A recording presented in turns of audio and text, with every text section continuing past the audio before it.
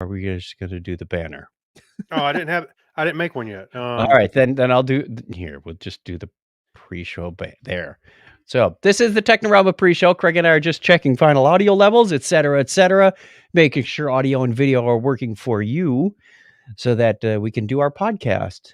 And that was interesting. Wow. Yeah.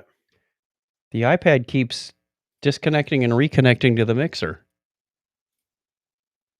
With that, okay. This is why we do the pre-show testing. Hold on. Let me kill the app and bring it back up. Somebody's using your bandwidth. Oh, hey, and the Apple TV just decided it wasn't going to be my fifth monitor. So let me bring that back to life. And I'll probably have to set the audio settings. Wow, it is. It's like a Wi-Fi just kind of went, but you and I were still communicating. So it wasn't like a total Wi-Fi collapse. Okay, the iPad is talking to the mixer again. Audio settings should be back. Yep, I can hear you through the headphones. So, well, that was fun because, adventures in podcasting. We got 2 people viewing our pre-show nonsense. So thank you very much. Yeah, we appreciate your time watching this nonsense. Well, it's why we do a test. And part of the reason why I do this stuff for fun is so that it doesn't happen during work. And if it does happen during work, we can figure it out fast. That's when it's not fun. It's bound to happen. Just be ready for it. I believe, did I tune up your volume, your EQ on this one? No, I did not. You did not? No, I did not. Let's turn on low cut. Bring that up a bit to give you a little more. You just gonna sit there all night? Meteor sound on this. Look, I'm gonna show you. I'm gonna give everybody a little inside baseball here. My dog's just sitting there staring at me. I don't know what he wants. EQ. Low cut. Lay down. There you go. Yeah, not that one. That one. Let's give you a little more crispness on that. Okay. Do a quick audio. Hey, John Miller Jr. Thank you for joining us. I wish I could stretch this out like I could on the other mixer. No. Delete comment. I typed in hello. It said hell. Damn. There, hello. That again. Okay. There we go. And I don't think I have a gate on yours. No, I do not, which we don't necessarily I don't need a gate. I just come right on in. Okay. Gave you a little more bassier, lower tones. Good, because I sound like I always feel like I don't have enough. It's hard to do across a remote connection. I mean, there's nothing quite like the dynamic sound of in-person microphones. Well, I'll tell you, probably I was listening back to one of our old shows, and even though we were doing double enders, that was probably some of the better. I mean, I wouldn't say better sounding, but it sounded really good, but I don't know about streaming or whatever, but it's all part of the game, I guess. There we go. I think I'm dialing it in now. All right. Where are you going? Get back here. Hey, that thing was starting to fall over the other night, wasn't it? Only it was going this way. So what I did is I moved the table this way so that it wouldn't be overextended. Now it thinks it's underextended. Like there's got to be a fine point right on this table. I'm going to have to draw a center line for the camera. Hold on. I'm going to close my curtains real quick. My dog's not looking out of it anymore. Let's see.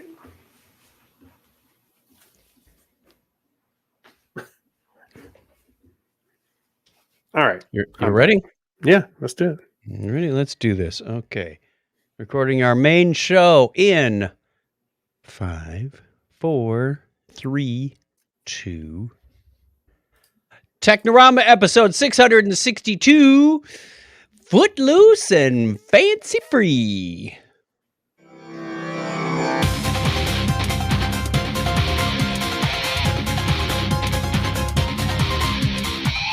Hello and welcome to Technorama. This is the show that takes a lighthearted look at tech, sci-fi, all things geek. No, we won't Shatner. go with it. If this is your first time joining us, welcome aboard. Happy that you're here. Whether you're watching on YouTube, Facebook, or listening to the podcast, hours, decades later, when the pandemic is in the past and we've all got flying cars and the robot invasion is under control, welcome to Technorama. What? Again?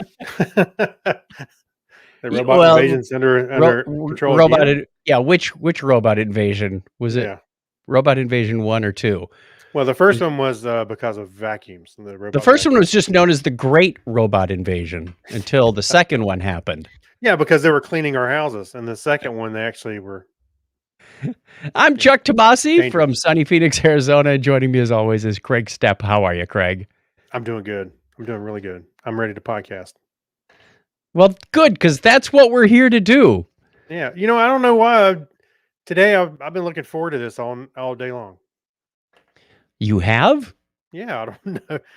It's not like we did one last week or something. Yeah, we did one last week. Yeah, we did. So I don't know. And we'll probably do another one next week. We'll get to that in a bit, but if you're around on Sunday nights at 9:30 Eastern, we'd love to have you join us live on the live stream. We can do this on, like I said, Facebook We and can YouTube. do this all day long. Well, no, we can't. There is some Steve prep Rogers. time. I'm quoting Steve Rogers. Let's go on to the feedback section. We asked you a question of the week last week. As soon as these people get done singing their song, we'll read the question and give you some responses. Reach right in and pull one out. Those letters. Yeah. I love those letters. Let's find out what you got to say. Oh boy. Mailman. Mail today. The music also gives us time to click the links and pull up what those answers are. Hey, oh crap! He left us a bill again. All right, we have John Miller Stupid Jr. mailman. says, sponsored by Red Wine in a Box. Yeah. Right. All right. Question of the week last week was, if the internet existed in the 1920s, what kind of questions would people Google? And we got some answers. Thank you to our viewers and friends on Facebook and whatnot. We have Gary Lindro says, what is the best wax to use on your mustache? I like that. Is my gyrocopter overdue to land at the helioport? Gyrocopter. How to write a penny farthing? Oh, I used that one on the last Use show. it, yeah. Okay. What else you got? Let's see. Steve London says Spanish flu, government made and flu vaccine side effects. For YouTube, they would look at silent cat clips. Yeah. Cranking them That's by right. hand. Yeah, they don't have to make noise. Just show me the cats. That's right. Drop a penny in the machine and see a YouTube. Right. I see a YouTube. Yeah, the little flip cards. Right. The little guy dancing around. It's like new jump speed. That's funny. John Miller Jr. says, ways to stop those spammers from asking you about your car's extended warranty. Right. It's true. Wait, John Kratzer said, huh? What is this big gap in the comments between John Miller Jr. and John It's a Kratzer? GIF. It's an animated GIF. I don't know Oh, why. I do not see that. What's up with that? Oh, there it is. Oh, it came up for a second. It's like black and white old timey cars. Oh, okay. Okay. It didn't load exactly. That's kind of funny. And what did John Kratzer say? John Kratzer said, "How to fix my Model T." Yeah. Yeah. I didn't get any responses to my share. Did you? No. Okay. Well, we'll let you know if anything comes in next week. Our Facebook friends let us down. Yeah. My response was, what was it? How to make illegal booze? Yeah. Where's the nearest speakeasy and what's the password? Oh, wait, they sell those on the dark net back then. It's true. We sell your speakeasy passwords. All right. Well, that was fun. Google. What is Google? There you go. We will have more at the end of the show. We'll have another question for you. Another letter from a listener day. Ponder carefully and choose wisely. Let's get on with the history. On this day in history for January 26th, 2022. This is the 26th day of the Gregorian calendar. There are 339 days remaining in 2022. It was on this date in 1788 that the British First Fleet, led by Arthur Phillip, sailed into Port Jackson, now known as Sydney Harbor, to establish Sydney, the first permanent European settlement on Australia, commemorated as Australia Day. So happy Australia Day to all of you Aussies on January 26th. That's right. And 96 years ago today, the first demonstration of the television by John Logie Baird. Wait, why wasn't it demonstrated by the man himself?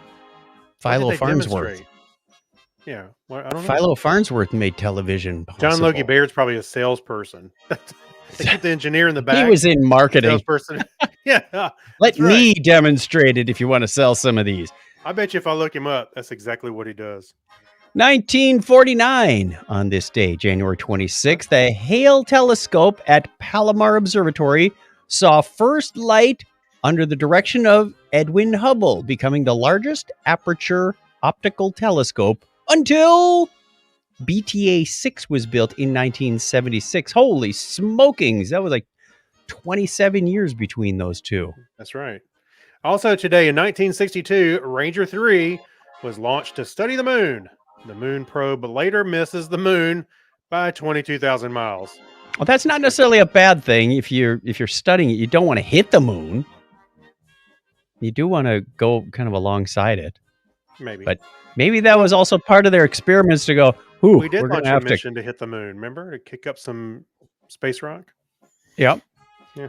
But So- it could be that, some of these early space probes to the moon were designed to determine how accurate their calculations were. Like, ooh, we got to account for the wind.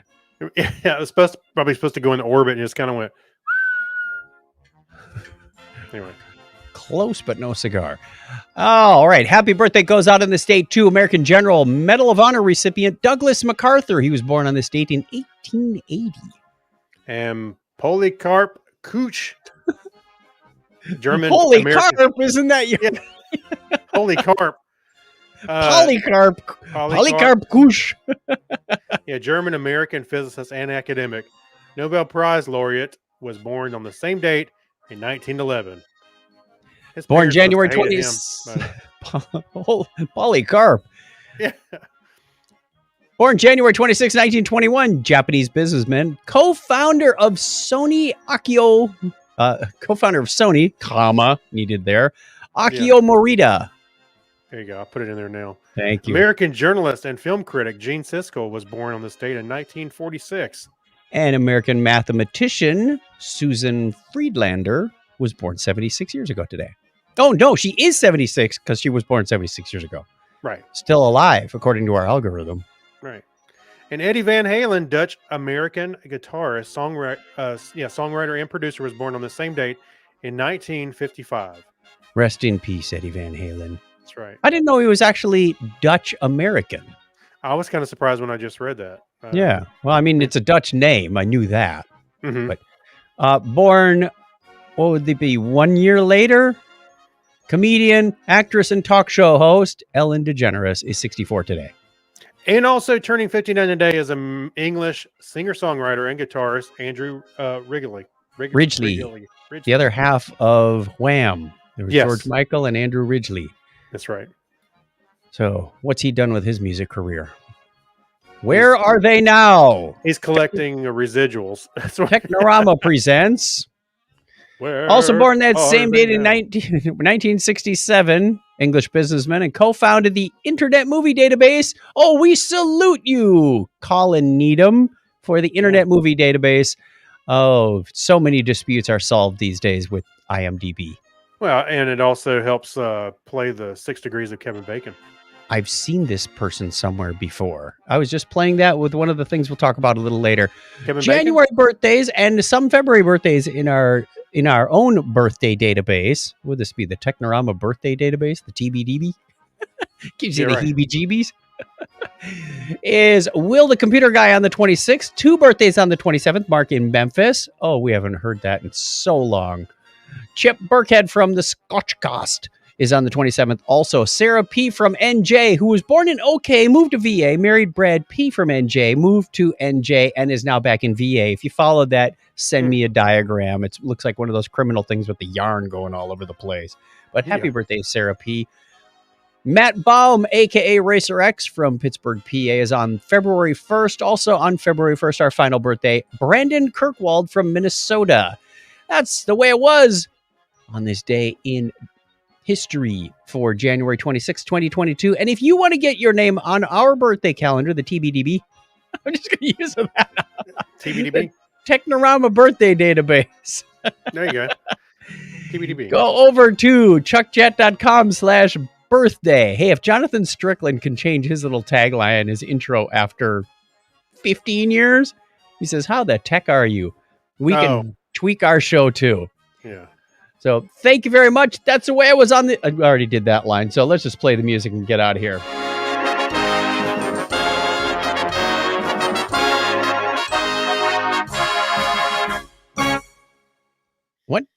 What was I hope they're not having any trouble there. Facebook is phoning it in this week. And Gary said, I guess I'll get the next show. What, did he bail on us? I don't even see his comment in here. Huh. It's at the bottom. You might have to scroll. It's that little... I'm trying to scroll on. Amy's on here. Amy's on here. Amy says, speakeasy passwords are a better answer than I could have come up with. What's your speakeasy password? 2 exclamation point 3 dash lowercase g. I thought you were going to say something like the lady is cosmonaut, and they open the door. Oh, it's supposed to be one of those things where you like use the first letter from a song. Mm-hmm. Like when we get the password training every year. Actually, I shot a man in Dallas. necessarily isn't giving anything away, but I use words in mine with spaces, different words. So, and a couple of symbols and stuff to go along with it. We're going to talk security now. Is this a security cast all of a sudden? That's right. But No. I find it's easier to have about 3 words and spaces and some characters, and it's easy to remember. I got a few words for you. I have some that are based off of the first letter of each word of a song or but then I got to think about movie. No. If you just have the letters, you just type them out. Wow, that was profound, Craig. Because all passwords are made of letters. I'm made of words. If you had, it's like typing a sentence real quick. I was talking to my parents today, right. And they said, we were talking about those embarrassing moments where you meet somebody, but you can't remember their name, and you usually remember a lot of other things about them, like where you met and the last. But for the life of you can't figure out the name. And my parents said, well, fortunately for us, we don't have to remember this anymore because all our friends are dead. Oh. I said, I need that on a shirt. Yeah. Remembering names is not a problem for me. All my friends are dead. Oh, that's terrible. And it was totally out of context, but it was pretty funny. Yeah. And my mom just kind of backpedals. She goes, no, that's not what we were talking about. Right. Amy says Reno. That's what it was. I was singing the Johnny Cash song, Shot a Man in Reno. Oh, yeah. You can tell that's not one of my karaoke favorites. I actually jumped in the last few minutes of your karaoke. I think you wrapped up right when I started watching it. Last week? Yes, you did.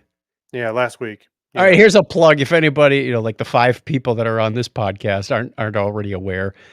Saturday night, 6 p.m. Pacific, 9 p.m. Eastern, Facebook and YouTube. Similar concept to this, only I sing half dozen or so songs from a specific year, and that'll give you history and trivia from that year as well. So that's always fun. It is. Sometimes I try to jump in. Sometimes, Kim and I are doing something, and it's kind of hard to get in all the time. I got some good ones from 1979 coming up next weekend. Yeah, you never did my request. You haven't found me music for your request yet. Oh, Tiptoe Through the Tulips? Oh, no, I can do Tiptoe Through the Tulips. That's a What year no-brainer. was that? That was, Oh, early 70s, maybe late 60s, Tiny Tim. Not the one from A Christmas Carol by Charles Dickens. oh, no. No, I was talking about the Tiny Tim one. I was trying to look for the year. Well, you look for that. I'm Oh, gonna play well. some news. We'll Oh, just take this 68. one. Top secret news, everyone. Yeah, It we was did 68. 1968 months ago. I Try to know. keep up. Well, yeah, 10 weeks ago or whatever. Well, more than 10 weeks because we took a few off for the holidays and whatnot. So what are you doing? Wait a Okay, minute. Are you doing a year? basically a Oh, year a week, but like this okay. past Saturday, Packers were in the playoffs. We'll never talk about that again. Were in the playoffs? We're in the playoffs. All Yeah. right, on to the news. Let's talk about something that our listeners might actually care about. We've got a story about Starlink. And while Starlink Yes. is generally a good thing, it is causing some problems because the more satellites they send up, the more streaks appear in space images. Mm-hmm. And they're at about 2,000 satellites deployed now out of 10,000. And the amount of streaks from said satellites, they are in low Earth orbit. So generally, they only are a problem in the evening and morning hours because low Earth orbits, the satellites only reflect right before sunrise or right after sunset.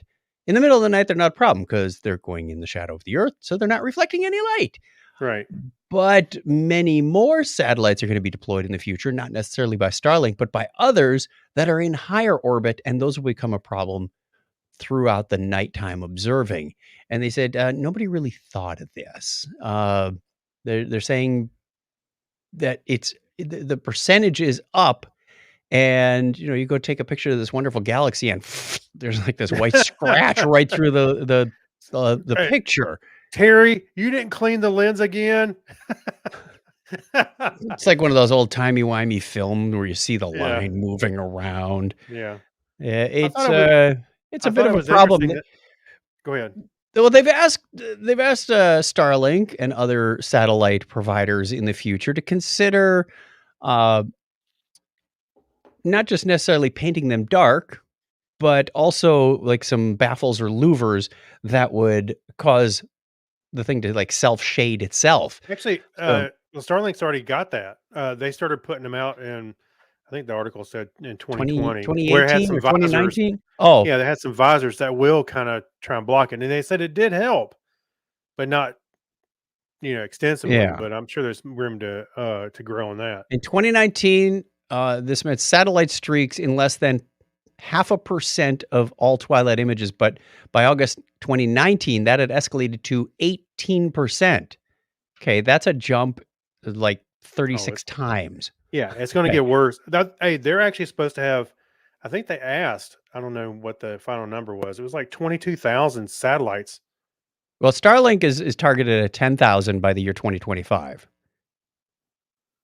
according to I this think article. ultimately they were supposed to have. They want 20,000, 22,000. That's a lot of stuff flying around up there. I know it makes me nervous thinking you just get one out of place, and I think you got a cascading problem there. But I don't know. I don't know. I thought it was interesting that they actually do try to mask out the pixels, and produce a good image. But what was it? They said that there's the potential that one of those pixels is covering an asteroid. So Yeah, it's hiding behind the, yeah, and that's a possibility. Hey, my Photoshop mask just masked out an asteroid coming towards Earth. Oops. It's fine.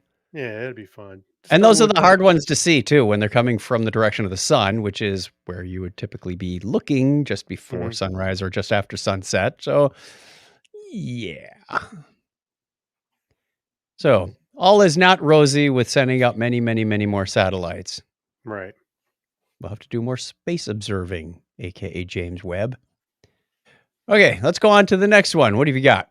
All right. So NASA detects FM radio signals coming from Ganymede, and it's not Wolfman Jack or anything like that. But You're listening to Ganymede Radio 24/7.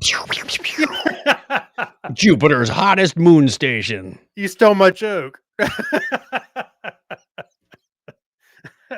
Anyway, it said less than a week after the Juno mission was officially re-extended for another 5 years, it has hit headlines again with its massive discovery. It found FM radio signals coming from Ganymede, and on these signals, they call it a decametric radio emission, which is actually known by a more widespread name as Wi-Fi. Wi-Fi.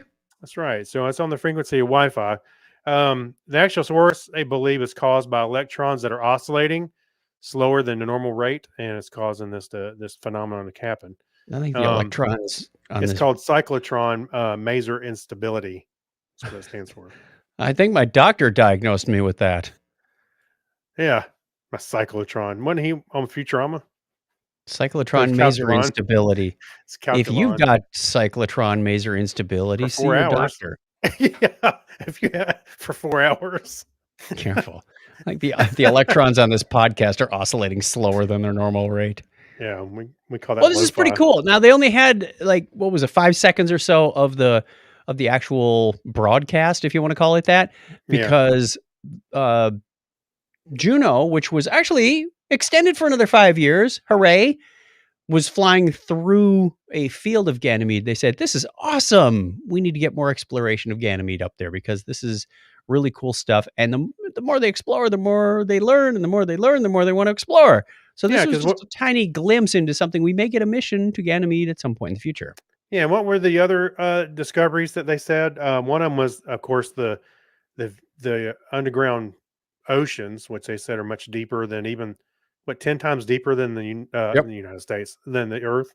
Than the Earth, deeper oceans, buried under 150 kilometers of ice.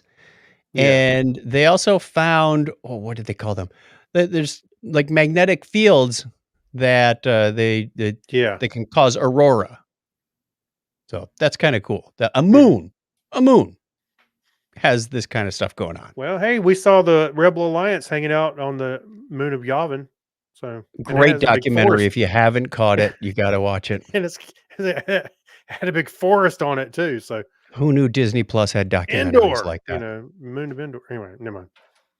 All right, I'll stop now. What did Mike Robeson say? More likely to be smooth jazz. Yeah. And now for more smooth jazz on this Radio Ganymede. Your Jovian choice on your FM dial. I remember, okay, we done with that article? Go ahead. Go ahead. I hope my friend Mark doesn't get on me for saying this. One time I was spending the night at his house. His dad had fallen asleep on the couch, and we were walking through the living room, and of course there he is sleeping. He went to sleep with the radio, and it was like with the radio on, and it was like one of the slower classical stations. But I swear to God, that time of night, it sounded like they were playing whale song. I was like, what are they doing on the radio? Oh, I just remember that, like walking through the living room going, what the hell is they listening to? You sure it wasn't like those Chinese bells that sort of ring? Oh, were they? Yeah. No, it definitely I like like that whale stuff. I That's know nice and because I saw relaxing. the other documentary called Star Trek, where they had to go get the whales and bring them back. And yeah, we already did the captain. We already did Finding Nemo. Thank you. Sure wish I could speak whale. Mm-hmm. Okay, moving on to a more serious story. Yeah. We have an article from CNN about a black diamond that is 555.55 carats and will be sold. It apparently came from space. It's believed to come from space because of the inclusions that are in it. Mm-hmm. So this is a rather large diamond. I would, based on the pictures that we're looking at, say it's probably, about 7 or 8 centimeters from top to bottom, like 2.5, maybe 3 inches. Actually, the picture made it look huge. Well, yeah, maybe it's a very small lady. Right. I mean, look at her hand. It's like she's holding it like this. Well, some of that might be forced perspective too. We don't know. But anyway, this is supposed to sell for as much as 5 million pounds or $6.8 million. And it is, what did they say? It's either created from a meteoric impact or from a diamond-bearing asteroid that collided with Earth. So it's a natural faceted black diamond. That means nobody cut this thing. It came this way. It's got nice little flat surfaces all over. It's not jagged in any way. No, they did cut it. They did cut it. Okay.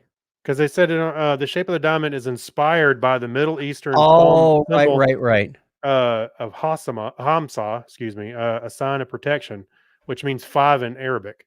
And the number 5 is all throughout this thing, including, the carats, 555.55, and it has 55 facets. But I can guarantee you they didn't cut much off of it. Probably. Because that would be in itself would be a shame. But I don't know. It's pretty big. Pretty rare too. I mean, it's going to be, what did they say? It's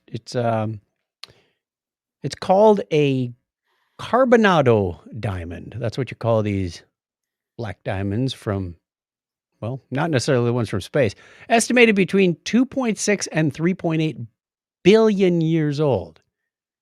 And they know it's from space because it has trace amounts of nitrogen and hydrogen elements that are found in interstellar space, and also osbornite, which has nothing to do with Ozzy Osbourne. It's a mineral present in meteorites. Somebody made that up. No, it's called osbornite. Right.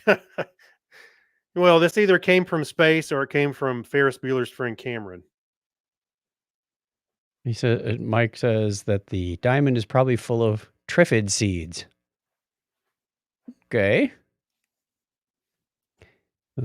No, I don't think it is. You can almost see through it. It's a beautiful gem. I'm not willing to pay that much for it. Wow.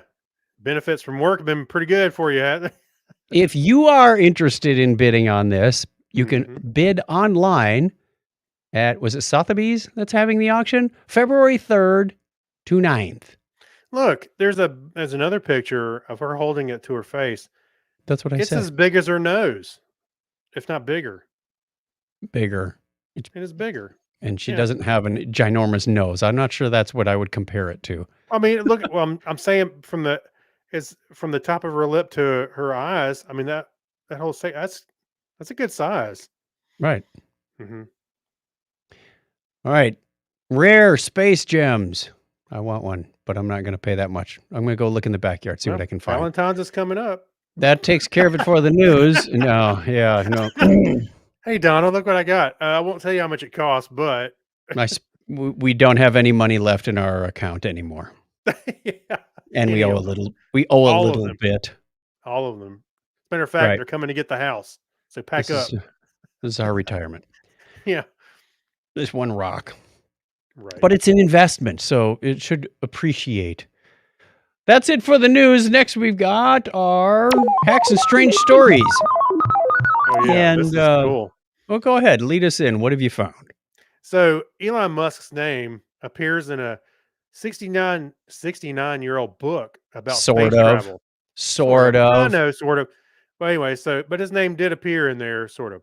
Tech billionaire Elon Musk promised to bring humans to Mars by 2024, which is coming pretty close. How's that working out for you? Yeah, but his mission was it predicted 70 years ago? No, possibly. This is sensationalized headlines. There you go. Greek reporter, not even geek reporter. Yeah, well, he tweeted, Destiny, and there's no escaping. But a fan replied, well, speaking about Destiny, did you know that Werner von Braun's 1953 book, Mars Project, referenced a person named Elon that would bring humans to Mars? Pretty nuts. Not quite. Let me tell you what it really said. Okay. Someone who did the translation a little bit better said, yes, the word Elon, E-L-O-N, is in there. It doesn't say anything about Musk. So, well, maybe the way he smells, I don't know. It doesn't. The Elon referred to by von Braun in the book isn't the name of the person, but rather the name of the position, something like an Right. elected president in a meritocracy. So it was a matter of interpretation. If you read the English part of the article, it says the Martian government was directed by 10 men, the leader of whom was elected by universal suffrage for 5 years and entitled, quote, Elon. 2 houses of parliament enacted the laws to be administered by the Elon and his cabinet. So Hey, it's kind of neat though. it'd be like saying Caesar. Hey, that's my name. No, I mean it's kind of interesting that the either the position or the name showed up in there. That's what I'm Yeah, getting at. I was like, and to have that linkage to Werner von Braun is pretty cool. yeah, it's almost Yeah. like Nostradamus came down from heaven and said, "Hey, put this name in here. Just go." No, don't put Nostradamus into this thing.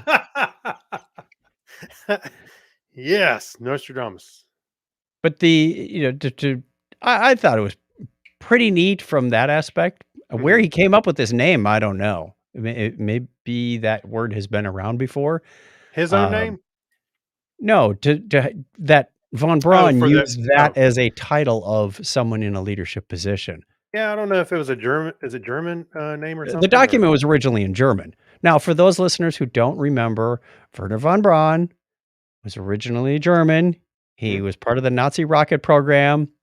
Was in charge of like their V1 and V2 rocket programs. Then at the end of the war, we spirited him and about 1,600 other engineers to America to work on Project Paperclip, which was our own rocketry program because we knew Mhm. the Russians had gotten a whole bunch of engineers as well. So that's where the space race came from. So, and if you listen to one of our old Technorama interviews with our good family friend Bud Thacker, go into the Mhm. archives, and I asked him at one point, I said, "Did you know Werner von Braun?" He said, "Yeah, we used to work together for a while." So, That's right. Bud was part of the Delta II launch program. God, I almost So forgot about that because I'm it's been a I'm long like, time since we. what does that make us? 1 degree separated from Werner von Braun? I think that's pretty Hey, damn special. closer than Kevin Bacon. Which, wait a minute, that would make us 2 degrees separated from Hitler. I don't Let's think just that's what we're not going to promote that. let's stop while we're ahead. Right. Yeah. Oh boy. So that is our hacks and strange stories. Very interesting, but not. Elon's just kind of playing it up, but it was a No, he sensationalized. did. Well, no, somebody replied to his tweet and said, "Hey, did you know?" You Yeah. know, they probably knew about it for a year. I can't wait till he says something I can reply and say, "Did you Yes. know?" All hail the Elon. Yeah, that's right. That's what it's going to come to at some point. All right. Quick shout out to the chat room. We do this show Sundays at 9:30 p.m. Eastern time on Sunday nights. I think I probably just repeated myself in some way, shape, or form. Facebook and YouTube and Facebook, since we're in a repeating mode anyway. You can join our Facebook page. You get notified when we go broadcast, and we put that up live. If you do notifications on YouTube, uh, dare we say it, like and subscribe. Yeah, Okay, why not? sure. Everybody says, "Hey, I was in a meeting the other day, and somebody said, well, not to plug my own stuff, but I do have a class built for ITSM or something." I said, "Like and subscribe." I said that to me. Right. Everybody busted out laughing. So shout out to the people that are joining us this Sunday. We had Gary in there. You've seen some comments come up on the screen if you've been watching us online, but Gary Lindros and John Miller Jr., Amy Bowen. A lot of these are our Patreon people. Thank you very That's right. much. We'll get to that in a second. And Mike Robeson. I thought we had Oh, there's another Ralph. one Ralph in there. Wengler was in there. Ralph Wangler was in there also. Yes. Thank you very much. Here. Ralph says, "Good evening, friends." Oh, that's nice. I didn't know that about StreamYard, that if you have a banner going and you put Mhm. up a comment, the banner Oh, gets hidden. So yeah. it smartly hides them during the course It of should that. because it'd look crappy if it was all overlaid. Well, when you do the other ones, they don't hide the brand Mm. Mm. overlays. Yeah. So Okay. another reason we should be using banners and not brand overlays. There we are. Should we do a remember when? Sure, why not? All right, we have a number of things to talk about from the TV and movie scene in just a little bit. But first, we'll give you the remember when. What are the oldest fossils in the world? And that is a very good question. I thought And that does not include us. no. Although we're in the running, they didn't mention this in this article from Discover magazine. Right. Now, I noticed the picture, and as soon as I saw it, I said, wait a minute. I thought stromatolites were the oldest thing in the world. But there are some things up for debating here. One Okay. of which is a discovery. Well, I don't know if you call it a discovery, but there's life is believed to date back several billion years at least. And some of the earliest stuff that we have from that time wasn't exactly preserved in fossils. Squishy bacteria, microbe things you just can't pull out of a rock like you can a dinosaur bone. So this guy named Schopf, what was his first name? I can't remember. Didn't find it in here. But he said there's parts of the whole way that plate tectonics works is, things are laid down in sediment or on the face of the earth. And due to plate tectonics, they can be subducted or thrust up or destroyed by erosion, whatever it is. And it's really hard to find old rocks. Rocks older than 3.5 billion years can be found in a few places like Western Australia, Greenland, and South Africa. And Schopf and his colleagues, they found these worm-like patterns preserved in what they call apex chert. Not yurt. That's one of those huts that the Mongols live circular, in. Right, circular huts. It's a rock formation in Australia dating back to about 3.465. Hey, that's our zip plus 4 number. I just realized that. Wow, okay. Yeah, 850223465. 3.465 billion years ago. My brain in numbers. It's a funny thing. Well, they said, this might be one of the oldest things. And they said, yeah, possibly. Because they said during this time, the planet didn't have oxygen. We didn't have oxygen early on. That was created by plants. Had all the stuff, but it wasn't all congealed yet. Well, what's even neater, and I hadn't thought about this yet, is that it said ancient iron didn't rust. It's like that's a telltale sign that you have oxygen in the atmosphere. True. So anything older than 3 billion years ago, there was no oxygen, so it didn't rust. And as you get towards 2.8 billion and 2.3 billion to 2.5 billion years ago, that's when you have more oxygen in the atmosphere. So they know when the atmosphere started turning around. Well, the organisms older than 3 billion years old may have produced more like methane rather than oxygen. I thought that was cool. Then they get to my favorite, cool, stromatolites. And they said, stromatolites are affectionately known as their researchers believe that cyanobacteria, which is a blue-green algae, often called that just for familiarity. It's not actually algae though. It's only like a millimeter or two high, and it creates this carpet over like a rocky structure. And as sediment and stuff falls in here, the next generation builds on top of that, and you get this layered effect. And they found stromatolites that are, you can still see them in Shark Bay in Australia, and they're believed to go back as far as 3.7 billion years old. So a lot of science shows. Picture? That's the first picture you're talking about? Yes, those are the stromatolites in Shark Bay in that first picture. They just look like these balls, look like a bunch of snow blobs. Yeah. Almost like a field of giant puffball mushrooms. I mean, these stromatolites can be several feet in diameter. So they're pretty cool, but they're very, very delicate. I mean, if you took your hand and wiped the surface, you'd be doing some serious damage.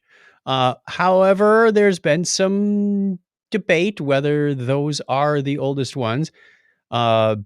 He says even Schopf is skeptical about some of these supposed ancient traces of life, which believes may be the result of ripple marks. They were talking about another one in rocks in Labrador, Canada, containing microfossils dating back 3.95 billion years ago. But those claims are disputed. They say, well, it could just be ripples in the sand that were captured that way. It doesn't necessarily mean there was life at that time. So there is more to learn. It's like I said, it's hard to get evidence from some of these really, really old life forms because they were often like bacteria. Unless you're not, and even the stromatolites that we see in the fossil record, I think they found these in South Africa. You're not actually looking at fossils of the stromatolites. You're looking at the layers of rock that they put down or that they absorbed in from falling sediments and whatnot. So it's an interesting field, and it's got to be tricky to study. But you know what they could do? What's that? You know how the further out in space you look, the further back in time you're seeing things because of the speed of light. Let's say you're looking at something from 1 light year away. You're looking at the light from that star from a year ago. What if we flew a telescope out 13 million, the 4 billion years ago, because our solar system is not 13 billion years old, but you fly a rocket out 5 billion light years away, and then you just look back at the Earth and go, oh, I see what. Never mind. It was a stupid joke. You don't have to agree that easily. Yeah, I agree. Move on. All right, we're moving on to the patrons. Okay. Patrons are the people who donate to the show. They say, hey, this is fun. This is funny. This is entertaining. This is educational. I like it, and it's worth $1 to me. And we thank you for that, because for as little as $1 a show, Mike Robeson, I like eggs. It was aliens. Yes, aliens left the fossils. Back to the Patreon people. I'm not saying it was aliens, but it's aliens. We, in turn, use that money as wisely as possible to fund the live stream, to make sure that we have hosting bandwidth and capacity and disk storage for shows dating back to 3.8 billion years ago. Because Technorama is that old in terms of podcast Stromatolites. Well, in terms of podcasting, yes, we are that old. And those wonderful, wonderful people include the names like Alexis Duran, Amber Elstad, Amy Bowen, who is in our chat this evening, Avner Braverman, Ben Vaughn, Brian Brown, who we checked before the show. He's looking to get on next week's show. We'll see if we can get him on the show next week. Chris MC, Dan D-Man Coyer, Dean Jensen, Denise Inglis. Thank you. Gary Lindros, who's also in the chat. We mentioned his name. John Clifford, John Nobles. These people are so excited to be part of the show. They are literally part of the show. Right. Yorga Shrawan, Kyle Nishioka, Leon, Mark Kilfoyle. And you know what? If you show up on the show, whether you're a Patreon person or not, we'll likely put your chat on the screen like we did theirs. Mike Wills, Chris Martinez, Saturday Morning Media, Stephen Weshy, Steve Therian, Steve Cody, and Sweet Steve London. Sponsored by the Planet Alderaan, now known as Reese's Pieces. Ow. Too soon. Yeah, no kidding. So if you want to be part of this elite group, this proud group that gets their name on the show, the A-Team, this group that gets an exclusive podcast that Craig and I record right after this. It's kind of an after show, which is ironic because it's released before this episode that you're listening to now. What a mixed up world we live in. You can go to patreon.com/Technorama podcast, and we will do our best to get that out to you. So thank you. Thank you very much to all the Patreon people. Okay, out you go, band. See you later. Hit the abort button about 4 times just Don't to let make the sure door we got hit that. you. And that means, how are we doing on time? We're doing all right. Craig and I have apparently been watching a lot of shows, so we're going to muscle our way through these. Stick around with us. This is the segment. Music. Segment of the show we call Pass Me the Remote, or is it sometimes referred to as Hand Me the Remote. I have Hand Me the Remote.mp3, but in the show notes it's labeled Pass Me the Remote. We'll figure that out at our next staff meeting. So I've got a couple. Let's just take turns. What do you say? Sure. See how far we get in the next 15 minutes or so, because this is the bulk of what we've got at the end of the show. Right. First one I've got is an episode or a series of 8 shows on Netflix called Archive 81. And I saw that floating around. I'm curious what that was. It's about a gentleman who restores and digitizes old tapes and movies and videos and whatnot, and he's called up by the CEO of this rather enigmatic company called LMG and Okay. said, "Hey, I've got some tapes from a fire that I would like you to restore." And as he's restoring them, he starts uncovering these mysterious things. It's it the bulk of the videos are this woman from 1994 who is doing a PhD dissertation on a specific building. And she starts coming across some really mysterious stuff about the building, its inhabitants, and the pace of the show is a bit slow.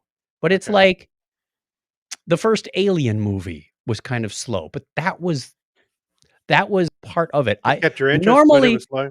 it was because, well, they're great at cliffhangers to keep you sucking up the next one. Yeah. But it Oh, was it wait, was this is a interesting. series. This is a series of 8 Okay. shows. Okay. And as you're going through the show, they purposely make it slow because she's holding this camcorder and a lot of what he sees, of course, everything he sees is through the restored video of that camcorder. My only problem with this show is that a lot of times she's walking with the camcorder. When you used to hold those handheld camcorders in the 90s and whatnot, you had to keep your hand straight up. So the lens Yeah. was pointing straight forward. Well, she lets her hand drop for a lot of it. So whoever's watching this is going to Look at hear the a lot, but floor. they're going to see shoes, Yeah. floor, bookcase, whatnot. Yeah, that kind of got on my nerves as someone who does photography and videography. Like, Yeah. hold the thing up for crying out loud if you're making this. Right. But she interviews some of the tenants of the building and she uncovers this rather interesting group. And then she goes, "What are you guys doing?" And there's like many good stories. There's clues throughout the stories that you won't recognize until the end. You go, "Oh, that's what that was for." Right. So you start to question the guy's sanity. His name's Dan. Dan, as he's restoring these videos and watching him, going, "What did I just see? What just happened?"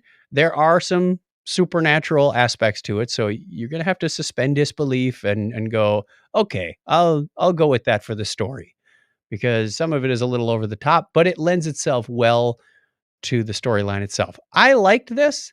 Out of 1 to 10, I'd give this, in terms of storytelling and the cinematography, the storyline itself, I give it an 8, 8.5. It was Really? it was All well right. done. Yeah. Oh, so we're doing ratings now We have been doing ratings. on the topic of Trek, not here. No, we've been doing it on here since pretty much since we started Pass Me the Remote. Hmm. You may not remember them, and I Ah, might not have been writing them down, okay. but All right. All right. It doesn't matter. okay. What's your So, first one? all right. So, Kim and I both watched this. This is the Tender Bar, which is on Amazon Not Prime. the It's a not the not the Tinder bar. no Tender Tender, bar. Tender, like Tender. Not the dating app Tinder. No, no. I wasn't even going to bring it up, but thanks. Anyway, And direct. the other one, when I was reading this at first, I thought it said the Tender Bear. I'm like, what are you watching? Care Bears? No, This is Tender Bear. yeah, no. This is George Clooney directed this. It's based Okay. off a memoir. The Tender Bar follows an aspiring writer who is played by Ty Sheridan. His name is Jr. And everybody asks him, "What does the Jr. stand for?" Yeah. But he's pursuing a romantic and professional career, but both to varying degrees of success. But it follows his life from when he was hanging out in his uncle's bar. His dad was a deadbeat, Okay. uh, jerk, but he was hanging out with his mom and staying at her mom's family house with the grandfather, and it's like everybody was living in the house. And Ben Affleck was the uncle, and he was kind of teaching him how to be a man. Was really more of a father to him than his dad, uh, for all intents and purposes. So this is a really good movie. I think Ben Affleck nailed it. The music was great, also in this movie. The musical choices. So this was a win. I really enjoyed this. So yeah, go check this How one would you out. categorize this? Was it drama? Was it rom com? Was it No. It wasn't wrong. It's more. It's a. It's based off a memoir. So it's okay? about his life. So I guess a little more on the drama side. You know, Pseudo documentary? I don't even know how to classify it. I guess. Well, you said it was based off a memoir, so Yeah, so it's kind of it's got historical basis in it. a little bit. Yeah. So Okay. yeah, but yeah, it's really good. So I'd enjoy it. From 1 to 10, I give this I'm gonna say 8.5. I think say 8.5. That I was that was a firm I was voting trying system there. I was sitting there going I was debating between 8.5 and 9, so somewhere in there. So, but it was really good. It's on Okay. Amazon Prime, so go check it out. All right. Next one I've got is the final season of The Expanse. The Expanse started on the Sci-Fi Channel, made its way over to Amazon Prime. For whatever reason, I wrote Netflix in there, which is incorrect. I just realized Mm. that, so we'll fix that when we get a chance. Amazon Prime. There we are. Thrilling podcast, listening to people type words. Yeah. If you haven't already seen The Expanse, I encourage you to do so. If you enjoyed, maybe you've seen some of I would liken this to like the Battlestar Galactica Yeah, I was gonna say, from what I've 2006-ish seen, it's like series. Battlestar Galactica, sort of. And the story moves along from what they were first interested in the first season about the proto matter and what is it and what did it do to people, and then the whole story about the Belters and their struggle for uh, recognition and Mhm. equality. It really made for an interesting story. They did have to address a character issue or an actor issue, in late season 5. Then season 6 came out a few weeks ago, and I finally wrapped that up, and I would say they did a fine, fine job wrapping up this season. Uh, I'm not gonna spoil anything for you, but, very good. This is probably some of the best sci-fi we've had outside of Star Trek in a long, long time, probably the last 10 years, I would Hmm. say. So, The Okay. Expanse, I'm gonna give this an 8.5. Oh, okay. Great. The next one I've got is The Electrical Life of Lewis Wayne, and this stars Benedict Cumberbatch. He plays uh, an artist who kind of builds this uh, repertoire for almost like psychedelic cats. He changed the way people perceived cats. Well, I'll read you the the thing. It says the true story of eccentric British artist Lewis Wayne, whose playful psychedelic pictures transformed the public's perceptions of cats forever. Set in the early 1900s, we follow Wayne, who seeks to unlock the electrical mysteries of the world, and in doing so, to better understand his own life and the profound love he shared with his wife, Emily Richardson. Um, and so, anyway, it was really cool. I thought it was a pretty good story. It was a little bit slow at times, but I enjoyed it. So I would say check it out. The art was really interesting, especially at the end. They show a bunch of it during the credits. So be sure to kind of watch that for a little bit So if here you're and into at the end. cat videos, this is the one. Hey, what else is fun? Yeah, right. What else is funny was well, I saw Richard Ayoade, from the IT crowd, Yes. and what's funny is he had a suit on and his hair was slicked down, and I was like, I said, wait, was that that was Is that Richard Moss? Ayoade? Yeah, Moss, what happened to you? So anyway, it was just a brief thing. I just thought it was funny. I It's too mentioned that. soon, Roy, it's too Yes, soon. yeah, too soon. So what would you rate this? Oh, yeah, we're doing the ring still. I'm gonna give this a 7.5. Alright. I thought it was really, yeah, pretty good. Yeah, That was also on Amazon Prime, by the way. that's true. Alright. My third and final one is Oats Studio. This is, on Netflix. It's an anthology, ranging anywhere from a varying range of these videos. Could be 25 minutes, I think was the longest. Maybe 30 minutes was the first and second ones were longer, and I think the last one was longer too. To about 5 minutes. And this is a very bizarre, eclectic thing. It ranged anywhere. Sigourney Weaver was in the first one, Mhm. and it was about, hey, the aliens have invaded and they've taken over the Earth, and it's just like this slice into a movie. There's no real conclusion. there's no real intro, so you're figuring out who the characters are and what they're doing and their motivation. And I mean, obviously, it's easy to go, oh, the aliens, yeah, they're battling aliens, and you know, Hey, we're shoot, not shoot, bang, saying bang, pew, aliens, pew. but aliens. And they made some pretty good aliens on these things with like snake-headed biped sort of impervious to gunshot wounds sort of thing. There are some comedic ones in there. There's a three or four part section called Cooking with Bill. Okay. And it's like this 90s infomercial.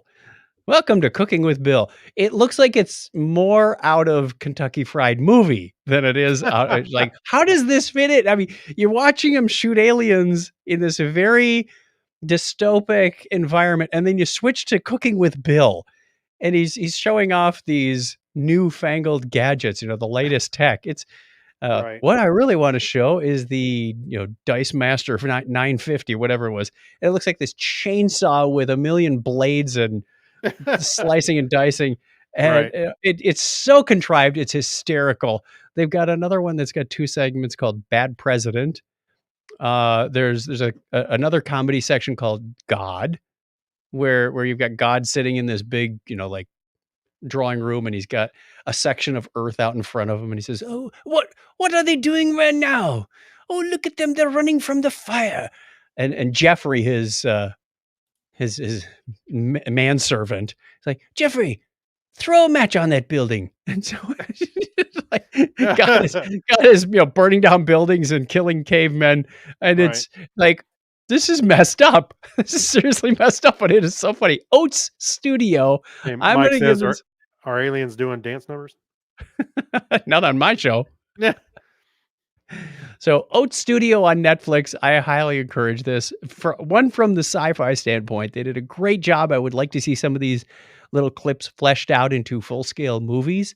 Mhm. And the other, from the comedic standpoint, I think they struck both of them very well. Really? Well, I'm giving this. where are you finding these? Because you're finding all the good stuff. It comes up on my recommendations, man. I don't know where this stuff comes from. Wow. All right. It's like sometimes it's because I watch other things that are related. Sometimes it's like, I think you'll Hmm. enjoy this. Sometimes it's, hey, this is new. So their algorithm is clearly working on me. I give this one a 9. I love it. Okay. Wait, do you go back in and thumbs up or thumbs down things that you I like always to do? forget. I Okay. always forget. Well, so you're not feeding the algorithm. It's just good. No, well, they know what you watch. They know Yeah. if you watch it all the way through, you must have liked it. No, I disagree with that You statement. could have fallen asleep on this. I remember, remember the socks we talked about? The socks? The Netflix socks. Oh, If you yeah. fell asleep, the socks would determine you fell asleep, and they'd pause Netflix. Yeah. Actually, I just needed a shock so I can wake back up. So my wife didn't catch me sleeping during a movie. Okay, what's your last one? All right. So I did watch the Harry Potter 20th anniversary special, Return to Hogwarts. And really, I didn't really intend to watch it, but it was just kind of sitting in front of me and I hit play. And it was really nice. It was weird because I read a review later and I think it kind of summed up my feelings as well. And that is that Harry Potter 20th anniversary special, 20th seems a little early for a reunion for this kind of thing. We just Um, celebrated the 25th anniversary of Voyager. What are you talking I know. about? I don't know. It just seemed like it was a little early. It seemed like everybody was still fresh. I mean, 20? No, I no, know. 20 years. I know. These actors are in their 30s now. I know they are. I know. Anyway, I'm just saying it did feel a little soon, but I thought it was very sweet. And sometimes lots of times you'll get actors and they go, "Oh, they were they were so much fun to work with," or they were really on their craft. And they always talked up the other people. But I will say, between Daniel, Emma, and Rupert, I got the feeling that a lot of that is genuine. That because they did grow up with each Mhm, other mhm. through those 10 years they were putting together these movies.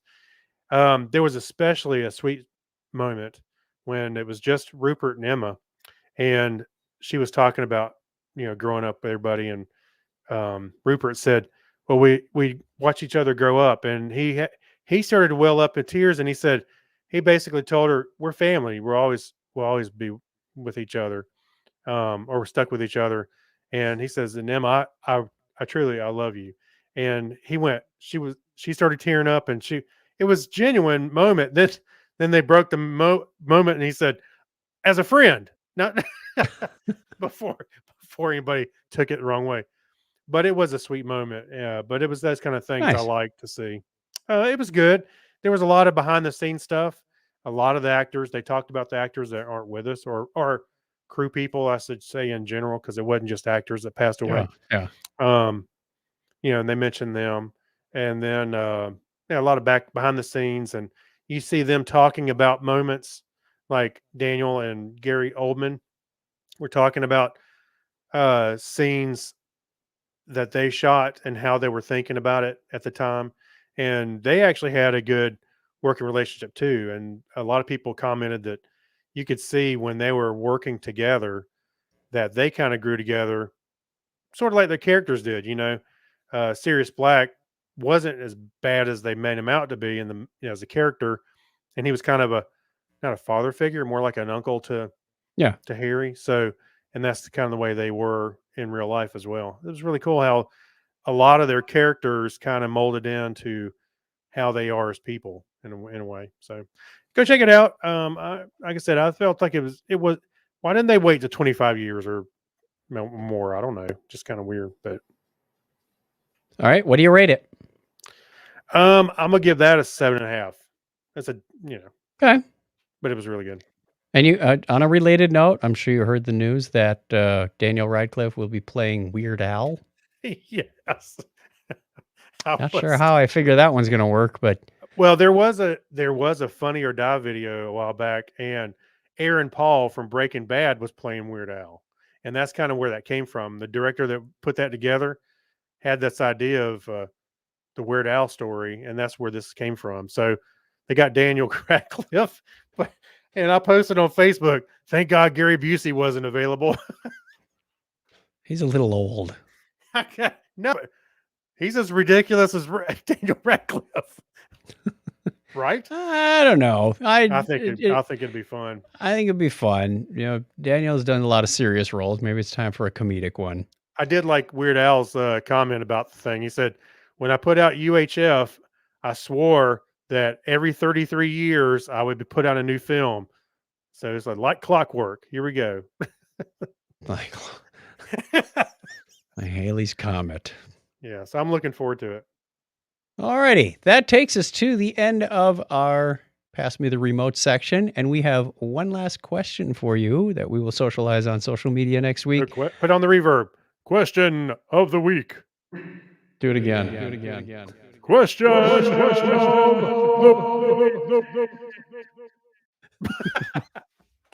Nicely done.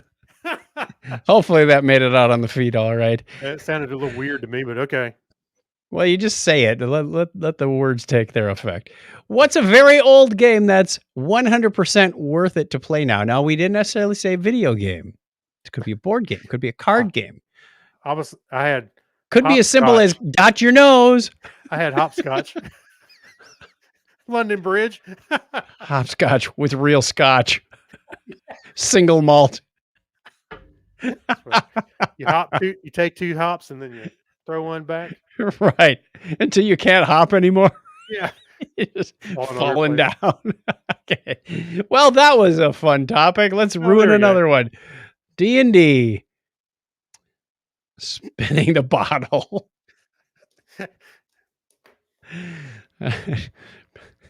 Who's your daddy? Let's play the DNA test game. Sometimes that's not a game. All right. We're going to end it here before we get ourselves kicked off the internet for good. Pull my finger. You're on the right track. I went with got your nose. That game never gets 100% worth it to play every time you get. Pull my finger. Yeah. Okay. Ooh, that hurt.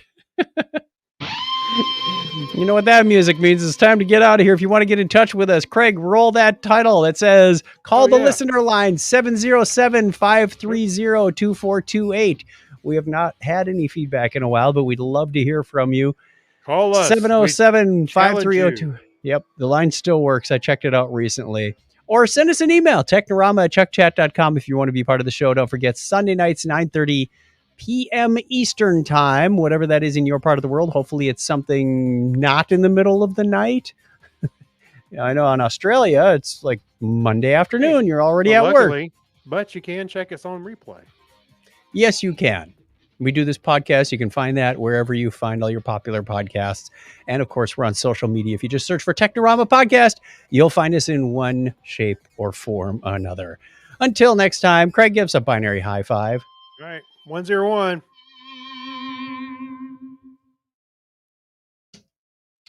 Oh, I was expecting one more funny game you wanted to play, but I guess John Miller Jr. took the cake with Pull My Finger. Yeah, I know. Oh, that was Mike. That was Mike. Said Pull My Finger. Thank you, everybody who's joined us on the live stream. We are going to sign out of the live stream right now and record our Patreon show, which, well, most of you are on the live stream have heard it already or will hear it soon. Similar audience. I know there's some overlap in there. And if you're not part of that audience, well, we invite you again. Go over to patreon.com/Technorama podcast. We'd love to include you in that group. Thank you. Take care. Everybody be safe. We want to see you around next week. And till then, bye.